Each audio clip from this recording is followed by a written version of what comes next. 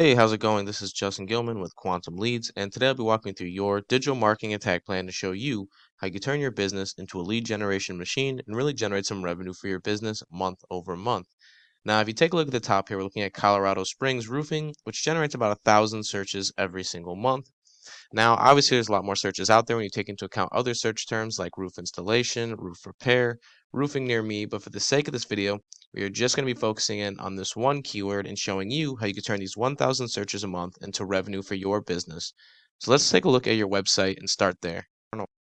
So here we are on your website and scrolling through it, I think you have a very visually aesthetic website, but if we want people to be able to find our site online organically, then there's a lot of things that we need to do to make sure that that happens. So first off, let's talk about internal search engine optimization, which is essentially just all the different ways we can improve your website from within the site itself. Now, normally when you hear that, you're going to hear a ton of things like title tags, heading tags, local business schema. And while those are all very important, for the sake of time in this video, we're just going to focus on the two most important aspects, which are content and keywords. So let's talk about content first. Why is content so important? Well, we want a very contentful website because that gives users something to engage with. And when a user has something to engage with, they tend to have what is known as a positive user experience. And when they have these good experiences or these positive experiences, they're more likely to come back to your website in the future or use Google for future searches. So it's very big that we have a lot of content on our site because then we receive those more favorable rankings. Now, normally I like to recommend about 750 to 1,000 words on any given page. Obviously, you can go much, much higher than that if you would like, but 750 to 1,000 words is the bare minimum of what I recommend where you have a very contentful site, but it doesn't necessarily take away from the visual aesthetic. So definitely something to think about. You can always go above that 750 to 1,000, but that's the bare minimum of what I recommend. But let's talk about your keywords because you're probably saying, well, Justin, why don't I just throw up a website with 10,000 words and call it a day? Well, the reason we can't do that is because our content has to remain relevant, and our content remains relevant with what I call our keywords, which are our most used words and phrases on a website. Based on these keywords, we are going to tell Google information about our business, such as, what we do, where we do it, and ultimately who we are. So let's take a look at your keywords and see what you're working with so far. So here we are in a tool I use called Keywords Everywhere. And if we scroll down here, you're going to notice your most used keywords. You have roofing at number 1, roof at number 2, Colorado. So some pretty good industry specific keywords. Like I said, for the sake of time, we're just going to focus on the first 6 here. So let's start off with 1 and 2. 1 and 2 should be your most industry specific keywords. So roofing at number 1 and roof at number 2 are perfect.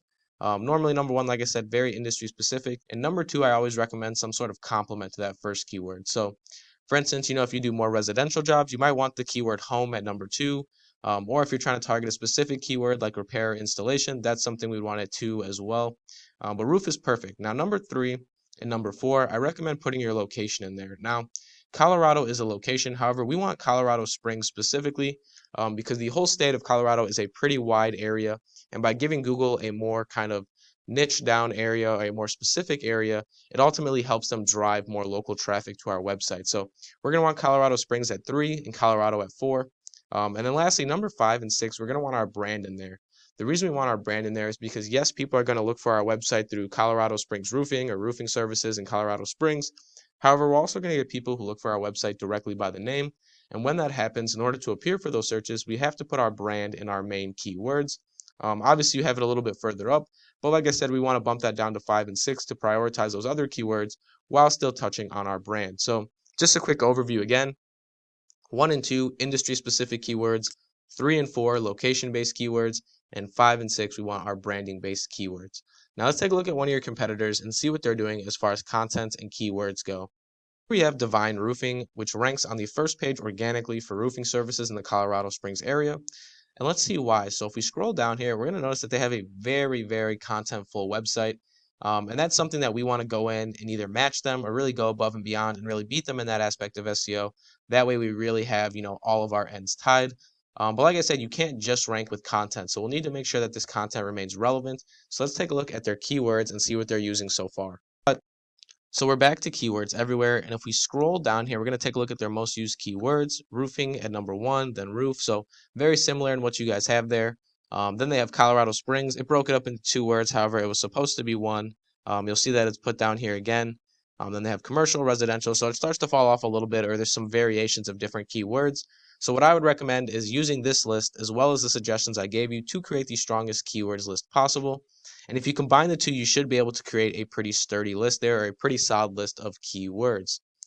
However, let's go back to your website and talk about external search engine optimization and how it ties into everything. So now we're talking about external SEO, which is essentially everything that we can do away from your website to help improve the overall search appearance. Now, in this case, we'll be talking about backlinking, which is very simple at face value, just a link from one website to another. However, from an SEO perspective, a lot more is happening. When you are getting a link or when you are linking to another website, you are essentially saying that you trust the information that comes from that site, or you trust the business that is being represented by that website. So a very powerful statement. And when you make that statement to Google, it can ultimately tell them that we are a trustworthy website as well, if we can get links from other quality sources.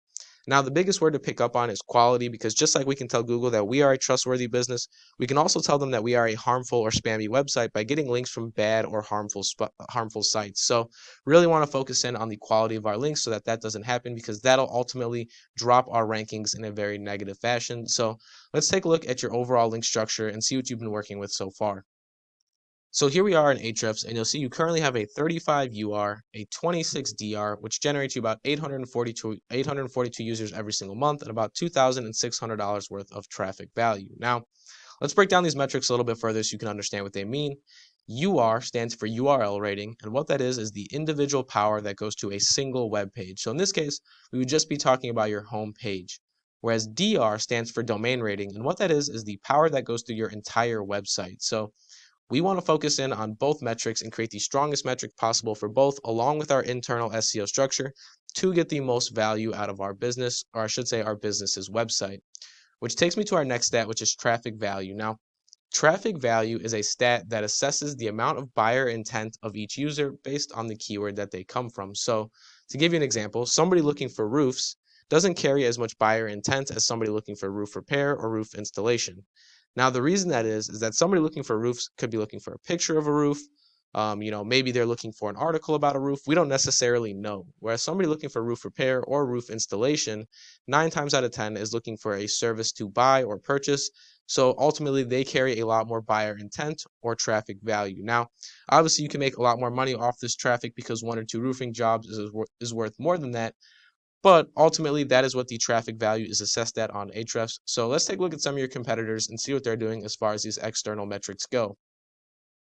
So once again, we have Divine Roofing with a 38 UR, an 11 DR, generates about 300 users every single month, and a traffic value of roughly $4,000. Now, this is a case where they generate a lot less traffic than you.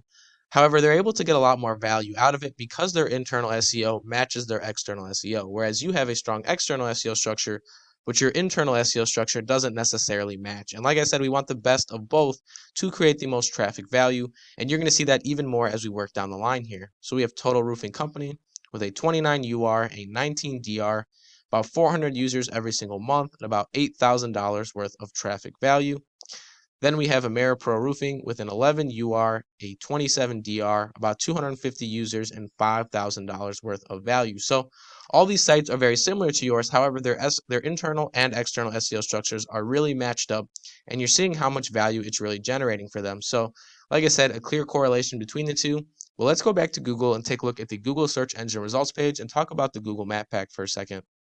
So we're back to the search engine results page, and if we scroll down here, you're going to notice that we've been talking about down here in the organic search results.